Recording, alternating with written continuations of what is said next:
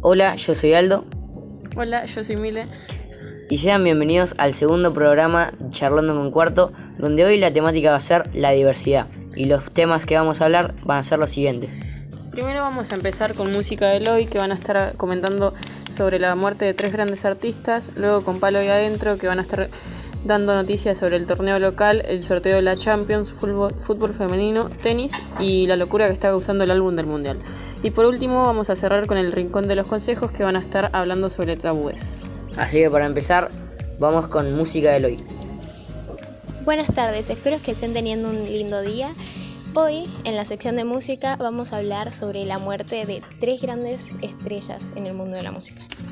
Bueno, como inicio tenemos a John Lennon, que murió el 8 de diciembre de 1980 en el edificio Dakota, Nueva York, en Estados Unidos, que era el edificio donde se estaba hospedando sus últimos años hasta que lo asesinaron, ¿no? ¿Tienen algo para comentar de su muerte?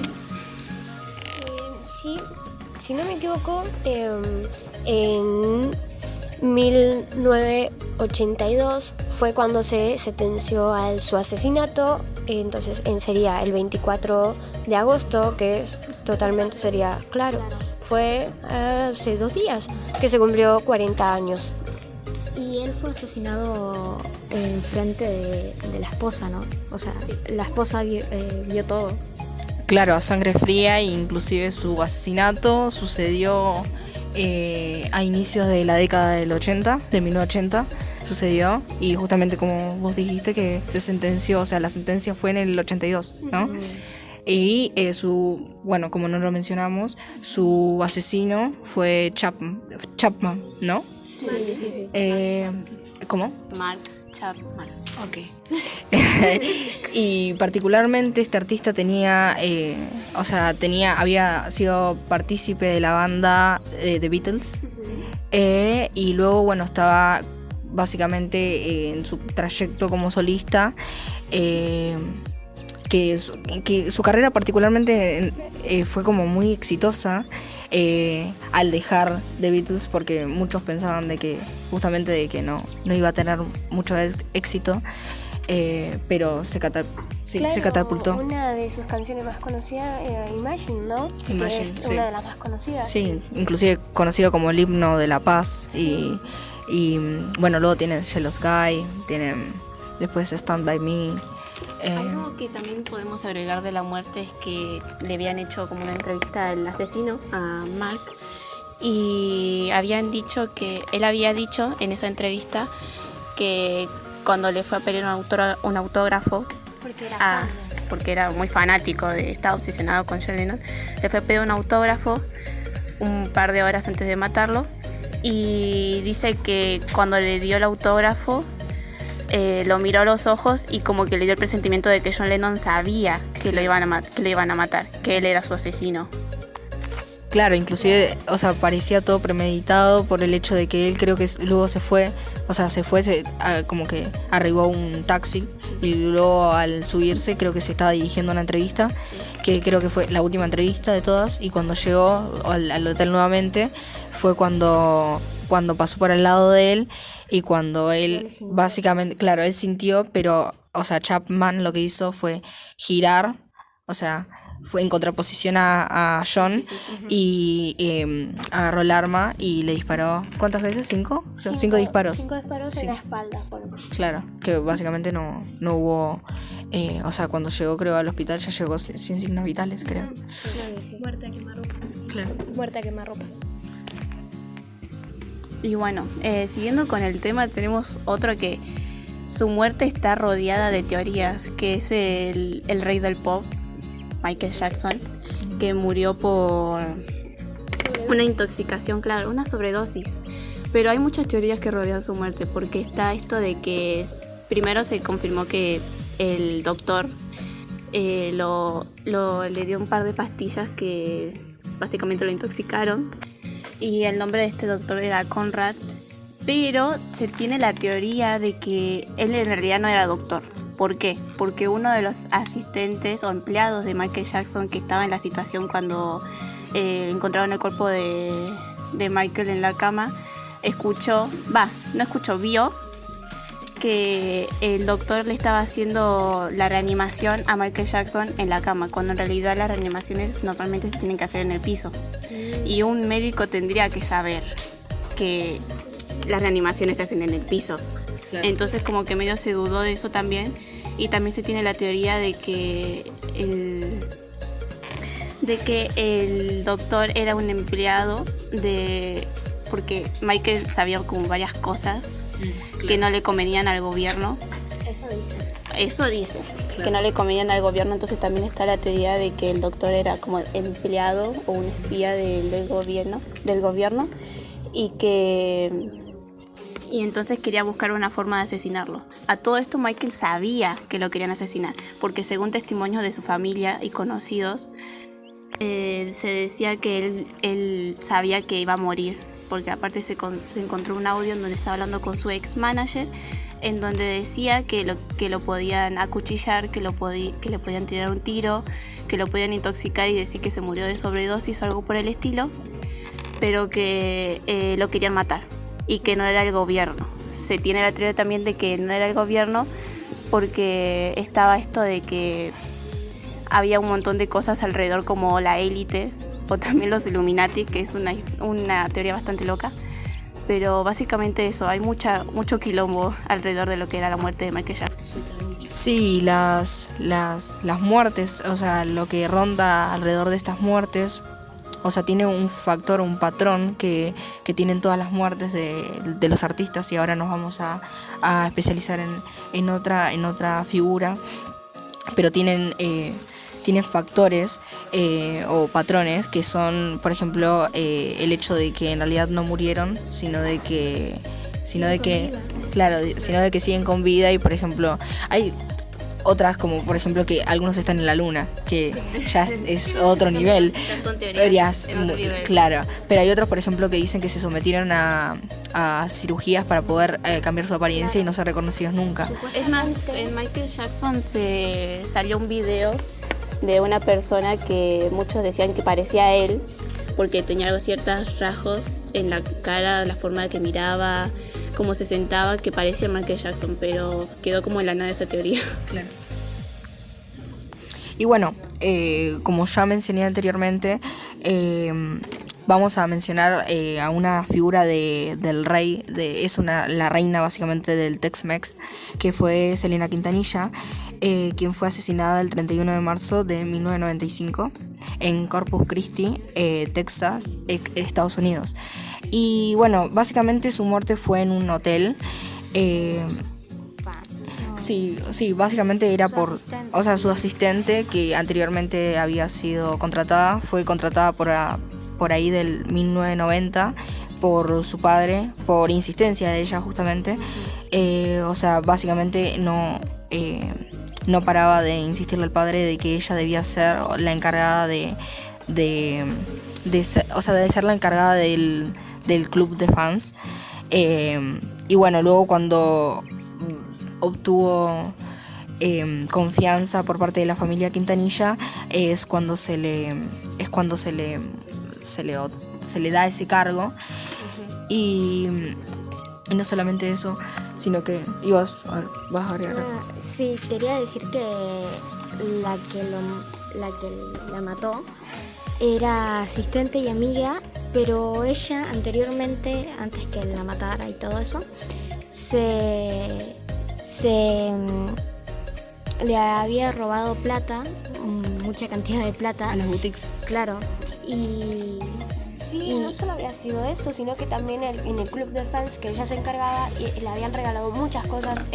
Creo que había sido uno de los más importantes, un anillo de gran cantidad de plata, que había salido muy caro, y ella nunca lo compró.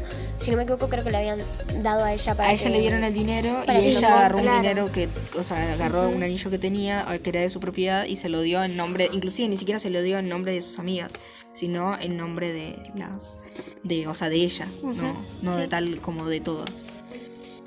Y para finalizar, esta artista, justamente el día de hoy se lanzará un álbum que conglomere todos sus éxitos, como hecho de conmemoración y para recordarla siempre. Y bueno, para seguir un poco con la temática de hoy, que es la diversidad sexual, le vamos a preguntar a Mile, ¿qué es la diversidad sexual? La diversidad sexual es un término que se utiliza para referirse de manera inclusiva a toda la diversidad de sexos, orientaciones sexuales e identidad de género, sin necesidad de especificar cada una de las identidades, comportamientos y características que conforman esta comunidad. Cada 28 de junio se conmemora el Día Internacional del Orgullo LGBT, en el que se conmemora en referencia a lo ocurrido en Nueva York en 1969, en el cual en un pub donde asistían personas LGBT se enfrentaron a fuerzas policiales en respuesta de violencia y abusos sistemáticamente sufridos. Y ahora, para seguir con el tema, la producción realizó una encuesta sobre justamente la diversidad sexual, y así que vamos a estar leyendo las respuestas. La primera pregunta, si la querés leer vos, Mile. Dice, ¿conoces información sobre la diversidad de género? Y las respuestas fueron, el 90% respondió que sí y el 9% respondió que no. La siguiente respuesta dice, si es que la respuesta fue sí, ¿dónde obtuviste esa información?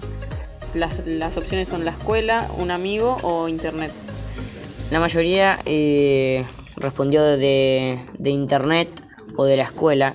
Exactamente el 54% de internet consiguió esa información y el 45% de las personas que respondieron la consiguieron de la escuela, la información. Bueno, la siguiente pregunta dice, ¿tenés en cuenta la diversidad de género en tu día a día? El 18% de las respuestas es no y el 81% sí. Y bueno, ahora vamos a leer algunas preguntas que les hicimos responder con sus palabras a la gente que respondió la encuesta, y así que no vamos a leer todas porque son varias, pero vamos a leer dos de cada una, que son dos. La primera es, ¿qué opinas sobre el tema? Y la primera es, dice, es un tema delicado en el cual todos tendríamos que tener en cuenta los sentimientos de la otra persona. Bueno, esa es una respuesta que dieron. Y otra respuesta que dieron es, opino que es un tema del que deberíamos hablar más para entenderlo, ya que mucha gente sufre por esta desinformación. La siguiente pregunta dice, ¿por qué pensás que a las personas trans se les hace difícil conseguir trabajo? Y las respuestas son, debido a la sociedad está en una etapa de cambio y que aún no todos pueden adaptarse a las nuevas sexualidades y géneros. Así mismo, también el machismo cumple un rol bastante importante, aunque duele decir eso. Y la segunda respuesta a esta pregunta es, porque no son aceptados, ya que algunas pueden tratarlo como fenómenos que no tienen que estar incluidos en la sociedad. La siguiente encuesta dice, ¿tenés amigos o conocidos que pertenezcan a la comunidad? El 63% respondió que sí y el 36% que no. Y la última pregunta dice, ¿crees que son aceptados por la sociedad? El 45% dice sí y el 54% dice que no. Y así que, para seguir con el programa, vamos a ir con los chicos de Palo de Adentro, que van a estar hablando sobre todo tipo de deportes. Y bueno, sean bienvenidos a la sección de Palo de Adentro. Hoy estoy con Salchi. Hola, muy buenos días. Así que hoy vamos a empezar a hablar del torneo local y vamos a repasar la tabla de los punteros. La sorpresa del torneo hasta el momento, Atlético Tucumán, puntero. Una masa, puntero total. Con 32 puntos, lo sigue Gimnasia de La Plata también haciendo un muy buen torneo con 29. Tercero Huracán con 27. Cuarto Argentino Junior con 27 también. River en el quinto puesto.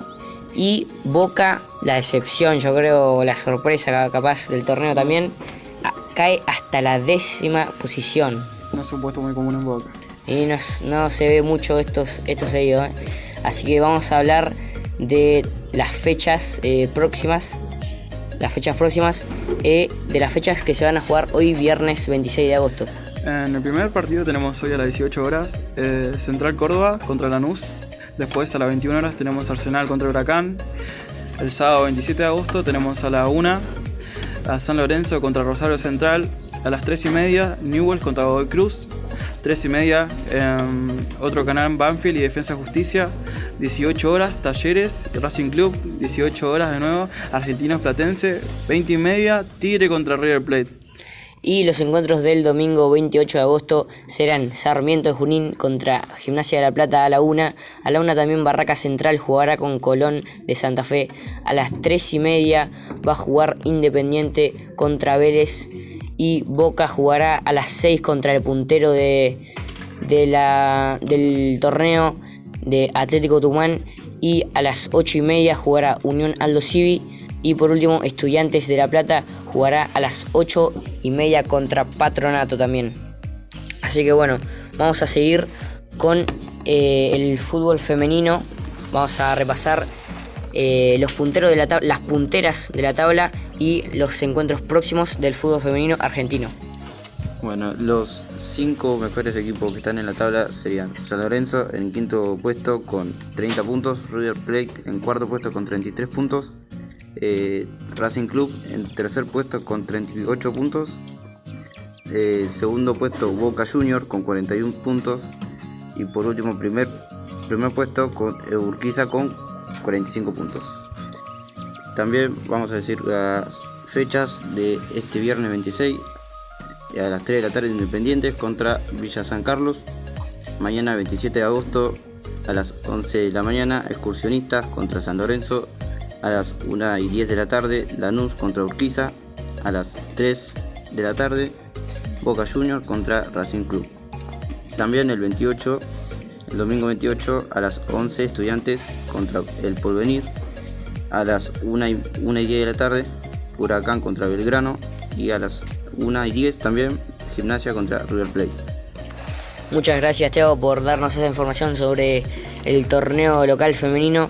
Y vamos a seguir con Salchi, vamos a seguir con el álbum del Mundial, la locura que hay por el álbum del Mundial. Contame un poquito, Salchi. Exacto, una locura la verdad, agotado en todas partes. Este miércoles fue la preventa, si no estoy mal, y fue agotado en todos los kioscos, todos los puestos diarios, ya no hay nada. Se busca en todos lados, sinceramente. El álbum de figuritas se encuentra por 650 pesos, si es que lo llegas a contar. Y los sobres están 150 pesos cada uno. La tapa dura del álbum está a 3.000 pesos. Y nada, es un furor. Es tremendo lo que está causando. En horas, me atrevería a decir, de todos los kioscos, se agotó muy rápido. También otra alternativa que tenemos, si no tenés para el álbum, tenés el álbum virtual que sacó Panini con Coca-Cola, que está muy bueno también. Que si no te podés dar el gusto de comprar el álbum digital, el álbum físico, puedes tenerlo en digital. Que es totalmente gratuito también. Y te dan para abrir sobres diariamente. Y bueno, puedes vivir la sensación de juntar las figuritas, de vivir esa experiencia de juntar las figuritas del álbum del Mundial. Así que muchas gracias, Salchi. Y vamos a estar hablando con Chino sobre el tenis ahora. Así que te dejo a vos, Chino. Bueno, vamos a hablar de los 7 clasificados argentinos a la US Open, que son Diego Schwartzman, que jugará contra Jack Sock, Francisco Cerundolo, que jugará contra Andy Murray, Sebastián Báez, que jugará contra Carlos Alcaraz, Pedro Cachín, que jugará contra Alhaz Bedene, Federico Coria, que jugará contra Talón Griespor, Tomás Echeverri, que jugará contra Pablo Andújar, y Nadia Podoroska, que jugará contra Ana Calorina. Muchas gracias, Chino. Así que bueno, para ir terminando un poquito con la sección y también con el programa, vamos a hablar con Emilio Luna, de un deporte especial. Supongo que lo habrán escuchado en alguna parte, pero bueno, vamos a hablar de la batalla medieval con Emilio. Hola, este deporte se originó en Rusia y consiste en 2 equipos que se juntan para realizar batallas al estilo de las de la época medieval. Se usan armas características de la época, pero obviamente sin filo para que nadie salga sin un brazo. Pero aún así salen muchos heridos, ya que los participantes golpean con lo más fuerte que puedan. para poder derribar a todo el equipo contrario. Este deporte se practica en más de 42 países, incluido Argentina, donde hubo un torneo nacional en el año pasado donde participaron 140 personas. Bueno, muchas gracias, Emilio. Y así que ya no tenemos nada más para hablar. Hasta acá fue la sección de Palo y Adentro. Espero que les haya gustado mucho. Bueno, y ahora para cerrar vamos con las chicas del Rincón de Consejos y que van a estar hablando sobre tabúes. Hola, bienvenidos a nuestra segunda transmisión del Rincón de los Consejos. Hoy vamos a hablar sobre los tabúes. Y para empezar vamos a decir la definición de qué es un tabú, que podría decirse que es la prohibición de tocar, mencionar o hacer algo por motivos religiosos, supersticiosos o sociales. Y básicamente los tabúes recaen en cuestiones como anteriormente leyó mi compañera, que es una cuestión meramente social o supersticiosa, religiosa. O sea, recaen en que todo esté de alguna forma moldeada o tenga cierta como estructura de la cual no se pueda salir sobre ella. Es eso, es como que haya una norma, justamente que tenga una norma social de la cual no se puede acceder sobre ella, porque si no, ahí sí se consideraría un tabú. Uno de los tabúes más comunes es la masturbación, y más que nada en las mujeres, porque se dice mucho de la masturbación masculina y que los hombres se masturban para aliviar y todo, pero nunca se habla de la mujer, como que queda fuera de lado. Inclusive la masturbación femenina no hay mucha información. Por ejemplo, hay personas feminidades, por así decirlo, que recurren, por ejemplo, si tienen un problema de adicción a la masturbación. Por ejemplo, hace poco había investigado y no hay mucha información. Es como no hay información, solamente hay masculina. Es como se remite solamente y exclusivamente, tajantemente a los varones. Es como que no, después fuera de eso las mujeres no, como que no tuviesen, como si no tuviesen un deseo por un deseo, por una cuestión más de exploración consigo mismas. No, creo que lo que buscan es, ¿no? El hombre sí y la mujer solo la sexualidad en la parte de reproducción. Es lo importante, no en la parte del placer. Otro ejemplo de tabú es la virginidad. ¿Y ustedes qué opinan de esto?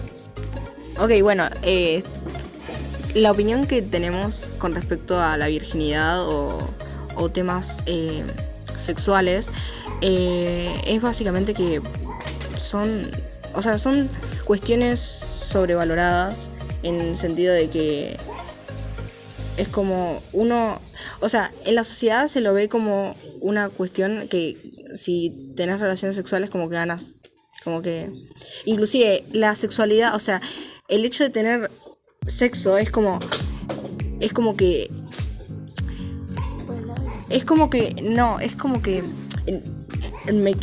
lo que quiero decir es que es como la gloria, es como, inclusive es como todo el éxito que vos tengas en tu vida se va a ver. Por ejemplo, no sé, una persona puede haber ganado 3 Nobeles, pero si no tuviste sexo es como, no, sos todo, tipo, claro, no sos nadie, sos tipo nada.